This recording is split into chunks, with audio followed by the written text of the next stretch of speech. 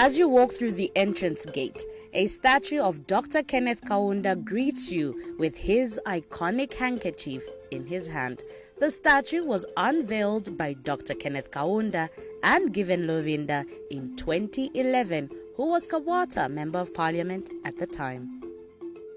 Today we celebrate this very house, located off Burma Road in Lusaka. House number 394 in Chilenje was the residence of Dr. Kenneth David Kaunda. Now, between January 1960 and December 1962, it is from this house he directed the struggle for Zambia's independence. The residence has a 2-bedroomed house, a living room and a kitchen with very interesting figures that sit within the household. House 394 has illustrations of how Dr. David Kaunda and his family lived. It is filled with furniture that was used by the family during their stay here before independence in 1964.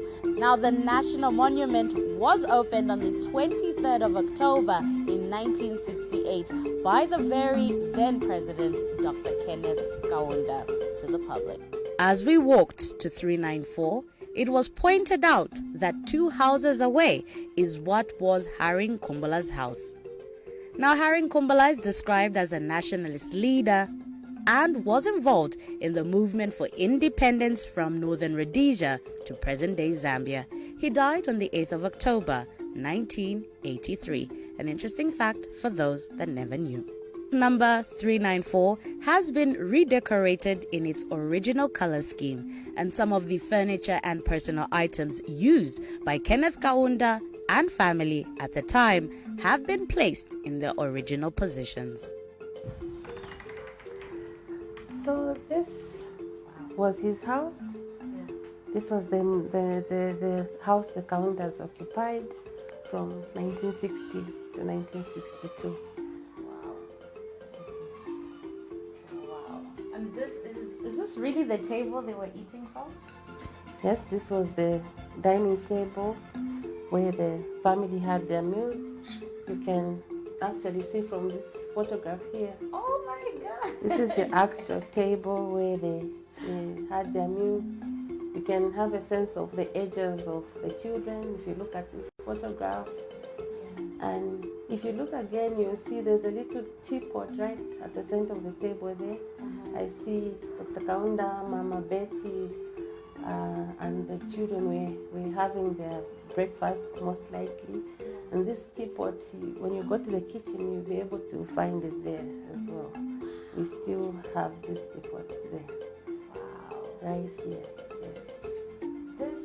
Chilenje, known for its British pre-colonial low-cost houses, commonly known as elephant houses, were the homes occupied by low-income black families. It's really amazing. I can see just from being in here, the old chairs, very old style of chairs, the dining table, and they were such a big family. I'm surprised that they lived in such a small space.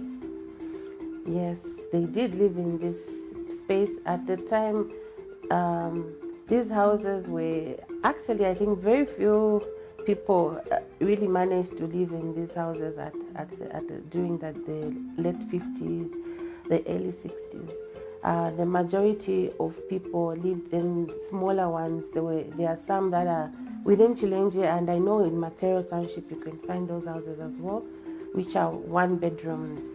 And Dr. Kaunda lived in one like that as well, within Chilenje. It's house number 257. And I know the elephant houses, yes. And I know that there's a book I've read where Mama Betty complained about that particular house, because whenever they had meetings, the Zank meetings, they would have to remove all the furniture from the house just to accommodate many people. And that happened as well, here as well. So you can see meetings were held here, and when you look at the space, you find that it looks like almost impossible. So they were able to move furniture outside, and they meet, and I believe our fathers, forefathers, mothers would actually not mind sitting on the floor for our independence. Wow. Yeah. And I can see, I mean, even these, I can see the curtains are slightly different based on that picture. I'm guessing Yes. they're different if my eyesight serves me well. Yeah. I can see that they're kind of different. And there's quite a number of photos and portraits as well in here. This is really amazing. I don't know, there's just this feeling of being in here, of being in a very old space, and looking at the fact that this is the room that housed a lot of meetings that led up to, you know, our freedom. And wow, I'm really amazed by it. But I know you mentioned that he did have a house not too far from here as well. And after his release in 1955, that's where he went. Is that, and I can see from that photo, is that where that picture was taken, at that very house? Yes, that picture was taken at that house. So in 1955, he was arrested for what they called subversion. I think this was like distributing political literature. Yes, and he went on hunger strike, and he wore the toga, that that robe-like. You can see the hunger strike in him because he does look frail. Yes. He does look very frail. Yes, that's what it was. While Kaunda was in prison, Mainza Chona and other nationalists broke away from the ANC, and in October 1959, Chona became the first president of the United National Independence Party, UNIP, the successor to Zank. However, Chona did not see himself as the party's main founder. When Kaunda was released from prison in January 1960, he was elected as president of UNIP. And of course, we know that this was not his only arrest. So Dr. Kaunda and the other freedom fighters, they faced, numerous arrests during the liberation struggle. And yeah, today we are, I think, just free. looking at that picture there with him and the guitar, I can see that it's these same chairs again that are in that shot. Right? Yes. In this photograph, we have Dr. Kaunda singing, playing the guitar and singing a love song, I'm sure, to his wonderful wife, Mama Betty. I think we all know how Dr. Kaunda, he was inseparable with music, always loved to play the guitar. If you hear people from around Chilenje, they will tell you, the old people will tell you that even, right at his house, there's a spot outside where he used to sit and play different hymns and liberation songs, Tiende Pamozi and all that, and the children of the community would always come, as long as he's in his home, they would come to listen to him to sing, and it was a wonderful time they had. KK was known to sing Tiende Pamozi even after his presidency, reminding Zambians to move as one.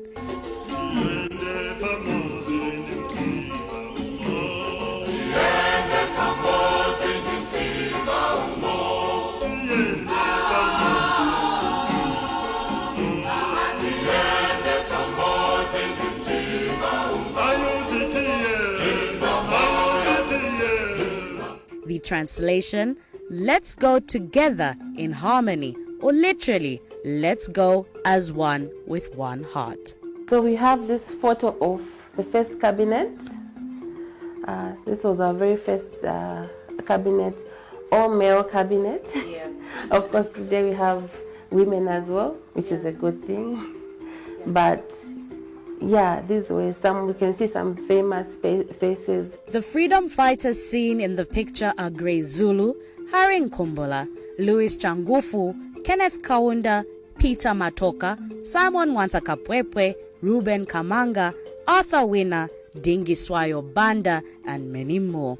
These men stood for a free Zambia. Ready to die for Mother Zambia, many brave men and women were arrested, prosecuted, and killed.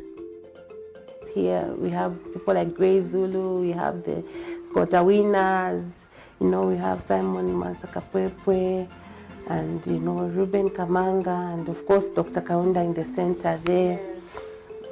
So that was the first cabinet of Zambia. And an interesting photograph up there of that was taken a minute past midnight. So That was on Independence Eve. Well, going into Independence on 24th October 1964. So that was the time the Zambian flag was raised, and the Union Jack. That was before independence was brought down. So that is when Zambia, you could say, the point at which finally Zambia was declared an independent country. Zambia even. Yes. On that very day, right past after midnight. Yes, and the man we see with Dr. Kaunda there was our last governor, Sir Evelyn Horn. Yes. Sir Evelyn Denison Horn was the last governor of Northern Rhodesia from 1959 until it gained its independence as Zambia in 1964. But I see also in the other picture there Mama Betty ironing, and now I'm curious to see also what the rest of the house looks like, and also where she kept her amazing clothes, because I think she was a woman of great style, even from that era, very well polished, well put together. Born Beatrice Kaweche Banda on 17 November 1928, Mama Betty was an educator. Known for her humility and modesty, she led a simple life as First Lady and authored an autobiography in 1979 with a little help. With the spirit of Ubuntu flourishing through meals prepared by the women, it is in this kitchen meals that fed the freedom fighters were plated as they plotted for freedom. There were a lot of meals that were cooked in here by the women to feed even just the freedom fighters at the time. Definitely.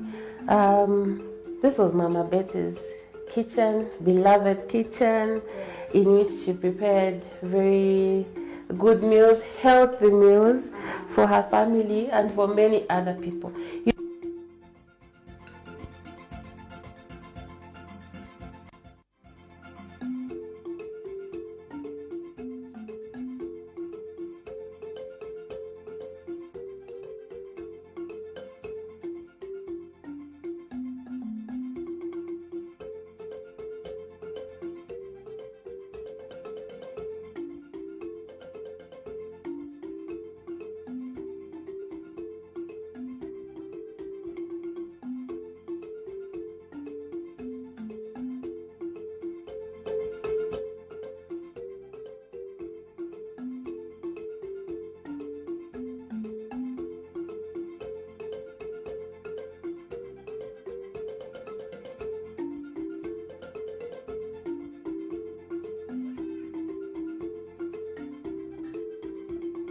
Not only was Dr. Kaunda serious about freedom, but his health too.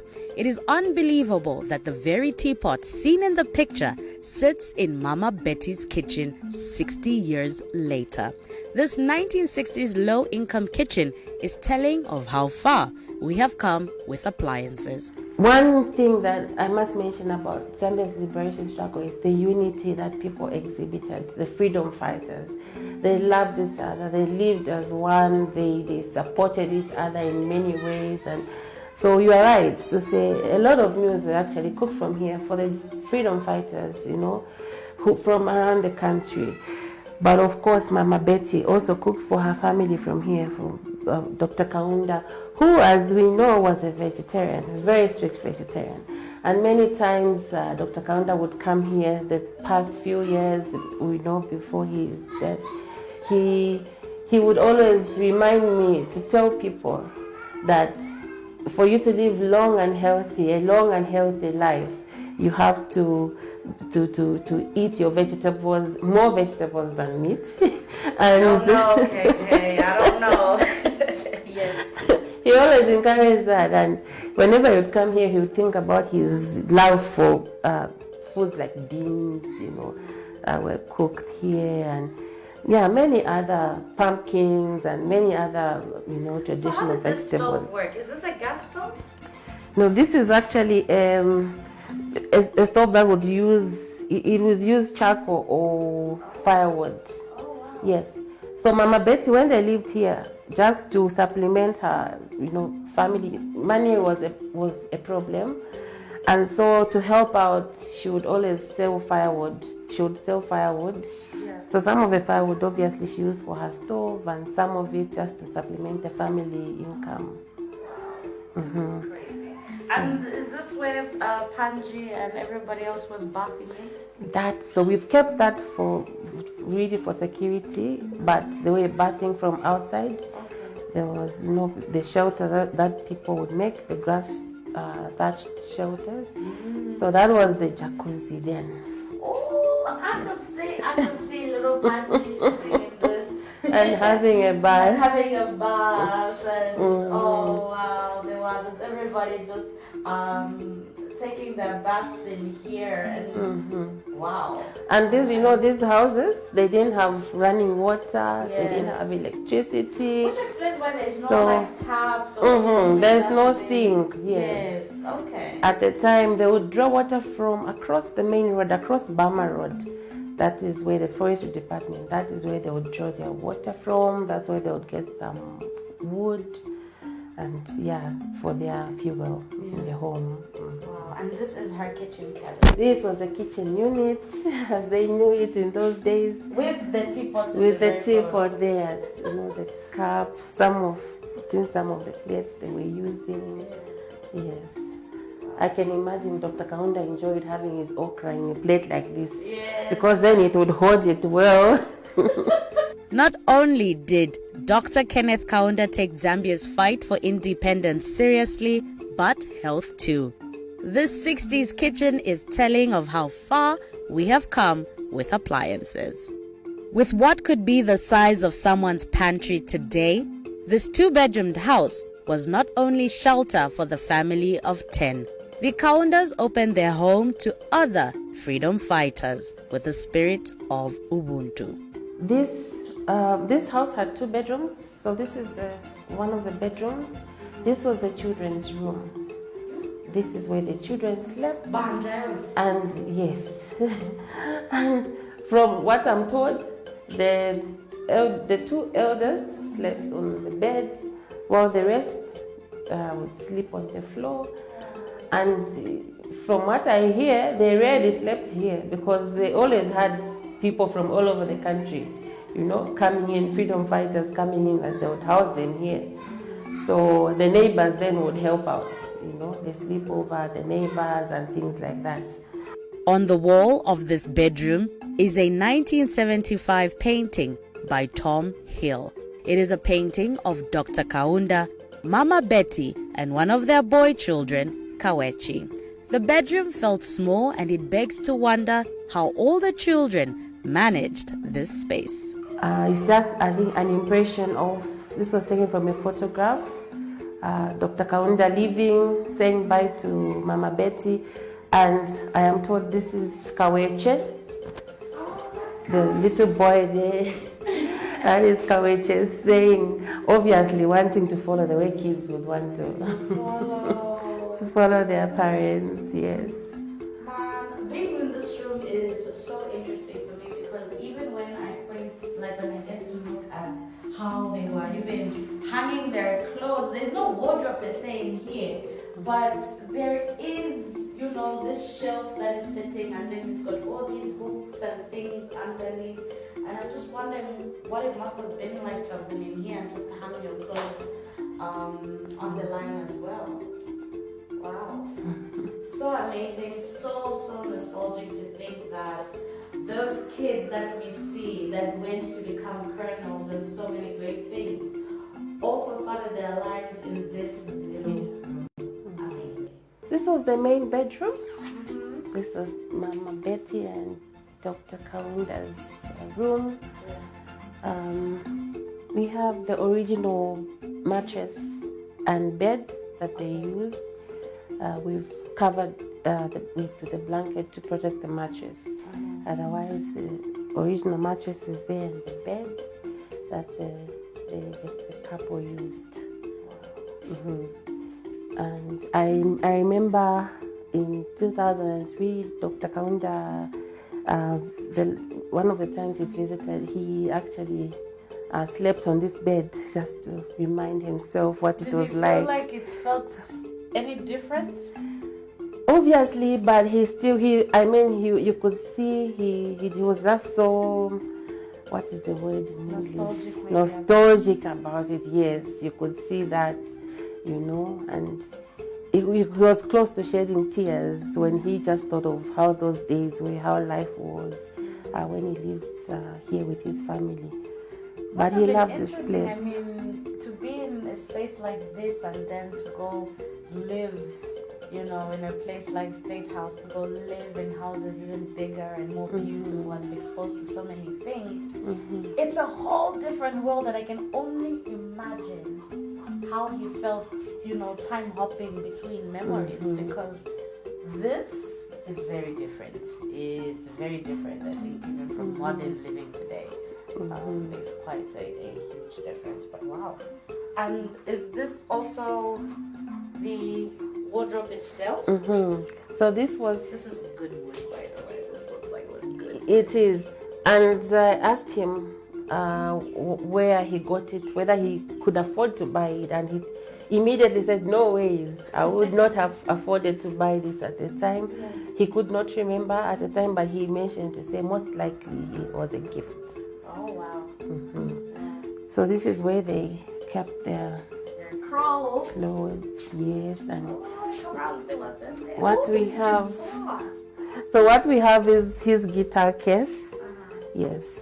So we all know he loved his music, so he kept his guitar in there. And we also have a school shirt for Panji. So when they lived here, Panji was at Chilenje Upper School. This is a school that is like 200 meters from this place. It's now called Chilenje Basic School. Okay. Yes, Chilenje B. So it used to be called Chilenje Upper School. This shirt, interestingly, was made by City Clothing, and we see it in town and realize, okay, so they've also come a long way. Of business. Yeah. Wow, because I know they also used to make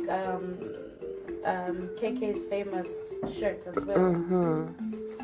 So we also have an apron that Mama Betty would use. I feel like wearing this, but of course I'm not allowed to. But wow, I just want to and see. That's amazing. Yes. The apron that has seen many meals. Yeah. Okay.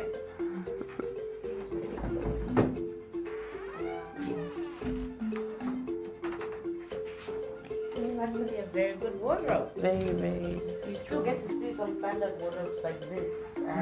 Why not be inspired by one that sat in this that is sitting in this very room that our late founding father KK also used, and Mama Betty as well. So the tour again still continues. So we have to see what else is there in the museum display. So it's a lot more pictures, a lot more fun. So it's good. House 395, however, has been turned into a museum that houses pictures of pre-colonial times and after. They are memories of great freedom fighters and the visible transition of the Zambian pound to kwacha. The museum is a gem for the history buffs.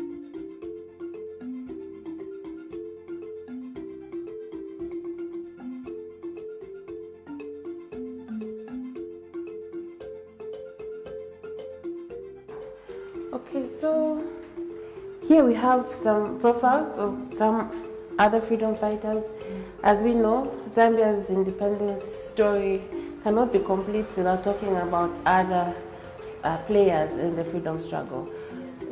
Dr. Kaunda was not the only freedom fighter. We had others. We had people like Harry Mangankombulaje, we had Manisa Chona, Simon Masakapwepwe.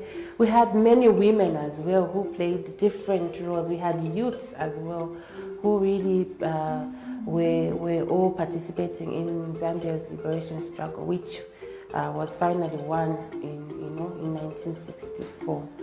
So these pictures here also just show the different. This is about the different rallies, for instance, that happened during the independence struggle. We had Ruben Kamanga, who was, I believe, our first vice president. So this was, he was speaking at a rally there. We have Dr. Kaunda, obviously, you've talked about this photograph as well.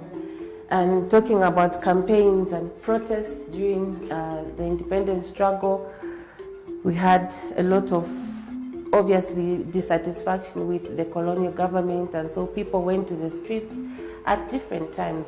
Like I'll give an example of 1962 when we had the Cha-Cha-Cha, movement. Yes, where we had protests, blocking of roads and things like that. Due to popular belief, some feel the Cha-Cha-Cha was coined from a popular dance, while others report that the Cha-Cha-Cha was the sound of a scorching fire, a symbol of power.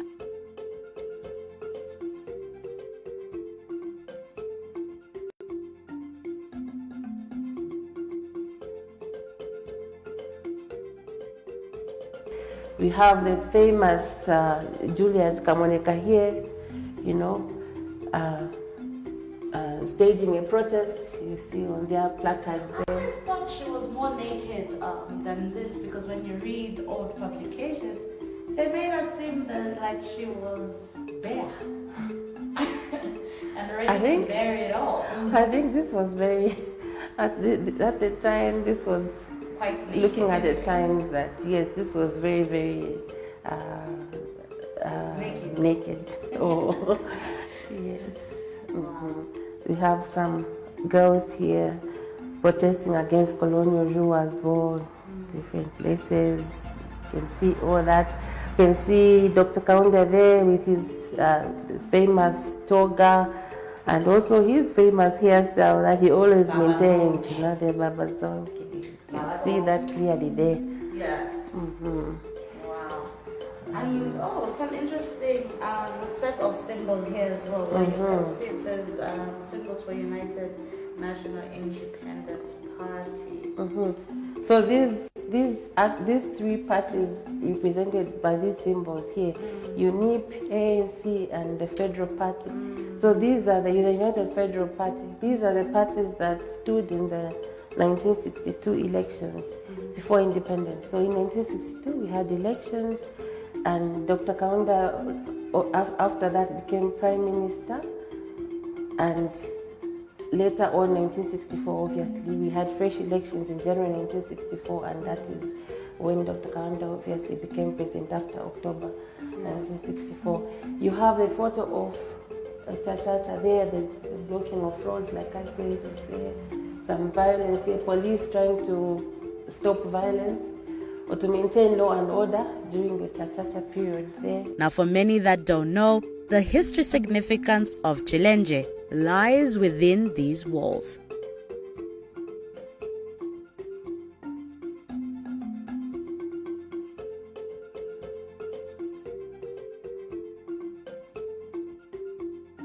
The tour, of course, continues within this space, and we get to see more and more artifacts and photos and so much more within this space. But yeah, let's maybe start it from here. So this is also great stuff that you've got here, where it goes to depict how also UNIP formed its government. You can see the UNIP policies there. This is Chilenje Community Center, where a lot of meetings as well take place. Yes, so here we have the photographs in here really just depict Chilenje Township at the time. So I must mention, Chilenje Township played a very critical role during Zambia's liberation struggle. There's an area here behind the monument which is called Mapoloto, and a lot of freedom fighters, a lot of sympathizers, I should say, or people that were very active. You'd call them cadres today. They lived in Mapoloto, and it was very, very busy.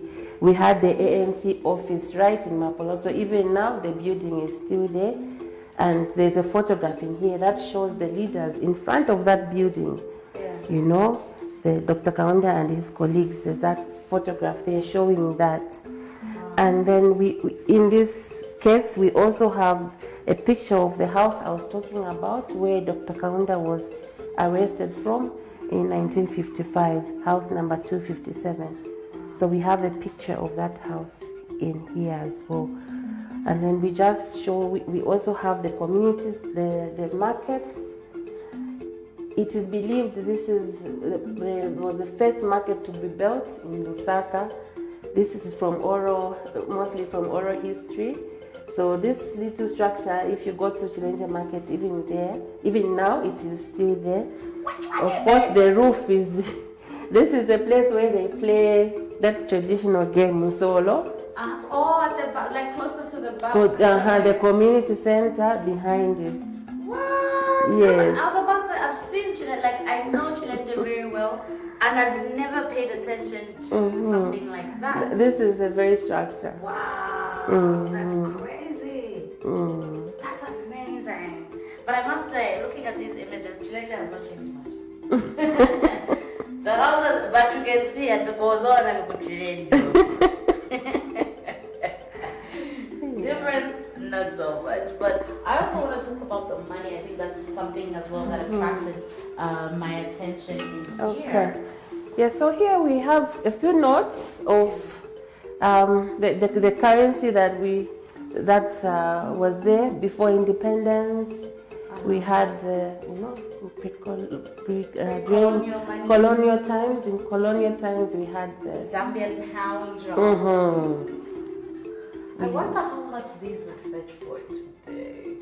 Like, this is Bank of Rhodesia and Nyasala. That's 10 shillings, you guys. That's 10 shillings. Wow. So, this is pretty. So Bank of Rhodesia and Nyasaland, I think some people would wonder why did we have a note and you have the queen there. So what happened is in 1953, Northern Rhodesia, which is Zambia now, Southern Rhodesia, which is Zimbabwe, and Nyasaland, which is Malawi. These three countries were amalgamated by the British government, by the colonial government, into one, and that was called the Federation of Rhodesia and Nyasaland. So even the currency, that is why it's called, that's why you see Bank of Rhodesia. So we used one currency as these three countries. And this is one of the things that actually propelled Zambia's struggle for freedom. People were dissatisfied, people were angry with the federation because most people felt resources were being taken from here, from the copper belt, and taken to the other countries, especially Zimbabwe, like to develop it more. And so people were not happy and many other reasons. So people really rose against it. And for sure, by 1963, the federation was dissolved. It lasted 10 years. Wow. And the countries reverted to their independent states. That's crazy. I just love to see the evolve of this money. And whoever was doing the paint jobs or the work, the design did an amazing job, especially with the 10 pounds. I love it. It's just depicting elephants, and the elephants are part of our big five. So I love the fact, this one is the best for me. I just love the way it looks. It's simply amazing. And we get to see as well, like the many currencies also have, you've got like, this is different now. This became, once it became the Bank of Zambia, you can see that it's got the mine there. Lovely. We still have the Victoria Falls there. Wow. A bird, that is the black-headed lovebird. Another prestigious bird for the country. This is really, really amazing. And then of course you've got the evolution now of the monies and how they got to change into now being just the kwacha itself. Guys, mkumbukira 500 kwacha. Wow. At least I saw it in the 80s. Oh, this is crazy. Oh, we even had one kwacha note. Yeah, I'm tired of dealing with coins. Maybe we need to bring back some handheld money. No, that's amazing. And then of course here at the bottom you've got... So here you find, this is one very interesting letter, but I think viewers would have to come and read it for themselves. It's a very interesting letter that Dr. Kaunda wrote in his own handwriting. It's entitled How I Was Arrested. So this is this was a 1959 arrest where he was arrested with a number of key freedom fighters, and they were taken to different parts of the country. They were detained in different parts. They separated them so that they could not obviously meet and discuss and things like that. And Dr. Kaunda was sent to Kabompo. So he was arrested and sent there he was there for about, 9 months in Kabompo. And when he came out, that's when he became UNIP president. That is when UNIP was formed in 1960. And in late 1959, he came out January 1960 from detention in Kabompo, and that is how he became UNIP president. So he just gives an account of how he was arrested and, exactly how he was moved from one place to another. There's an interesting part about Mama Betty, how when the police came to knock on the door, she was so agitated with them, and she asked them, to say, but do you want us, because they were banging on the door, disrespectful and all that, and she was not happy with them. And it's a very, very interesting account of how it was, yes. So we've actually reprinted it so that people can easily read a whole story about how he was arrested, yes. 8 pages. 8 pages. You have to come and read it yourself. I'm not going to read it for you. It's too much. But I love the documentation of it, and well done even just for translating so that, because the handwriting, really he was an educator. Teachers usually have very good writing, and you can see it was very straight. He knew how to write on a straight line without the lines, guys. This is amazing. How I Was Arrested, he titled it. Man, I want to now just take a look as well at the Land Rover that they used to move around. So let's go take a look at the automobile.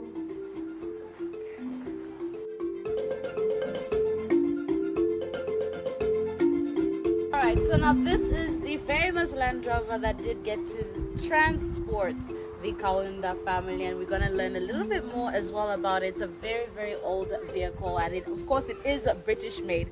Land Rover is a British company, car making company. But tell me about this, and I'm guessing, I know it's got a little touch of paint on it, but I'm guessing even the original color then was grey for the Land Rover. Yes, the original color was grey. So this was a Land Rover that was donated to UNIP, actually, the United Nations Independence Party, when Dr. Kaunda was president in 1960, by a reverend, a minister called Murphy Temple. He was a British reverend. So he donated this vehicle to UNIP so that they could use it, to travel to various parts of the country for campaigns. As you know, even today anyway, for if you want to campaign, you have to go around the country to meet people, tell people your manifesto, what you're planning to do and things like that. Of course, the message then was different. People were being encouraged to continue to fight for their independence. Messages were sent across the country, and Dr. Kaunda with his colleagues, they needed to move around. So it was famously called Mama Unit. I'm told in those days, just the sound of his engine was like a sweet melody to the women. In Lundazi, in Chinsali, they knew when their leaders were coming, and there would be masses of people, running after them, following the vehicle, and it served a good purpose, because also in those days, today we see these, the young people are having this serious stage. I don't know what they are called, big modern ones. But now, those days, this was the stage. The leaders would climb on the roof, and I've seen photographs like that, where they would climb on the roof of this vehicle, and they'll be able to speak to the masses. They would be able to be at least seen by everybody else and heard by the people in the crowd. So this was a very helpful vehicle that took our leaders around for that purpose. So in its special way, it contributed to Zambia's freedom struggle. Very important relic we have here. Indeed, it's adjusted their walking time, their travel time, did a lot for them. So I really love this and seeing just the way it's just parked and open for people to see and take a look inside. It still has the seating, and Land Rover those days, the comfort is not like today, but it's just interesting to see how also the car of its sort has evolved over the years. Sheila, thank you so much for taking us around these grounds and just showing us what it was like back then, and just taking us down that memory lane of Kaunda's time here at Kaunda House. You're most welcome. Thank you.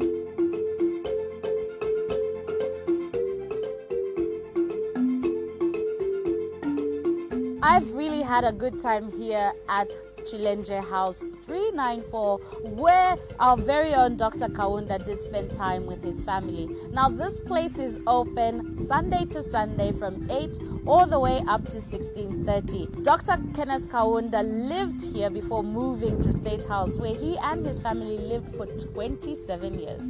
To come to a place where many meetings about Zambia's future had been held, and to see the memories left behind by the cups and furnitures has been quite the journey down history. Now, to our founding fathers and those that fought for our independence, this Zambian young lady can only be grateful.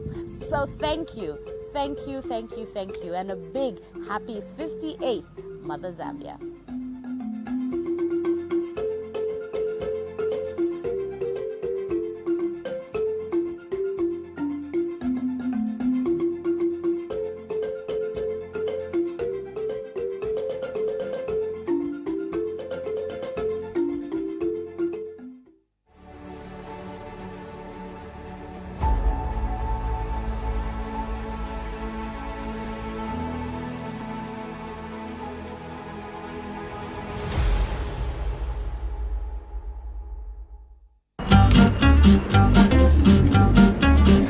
Jones, how's the weather? Rather warm, isn't it? The boys will fix it. Join. It's better, eh? Mufake any more ice. Ice, fast.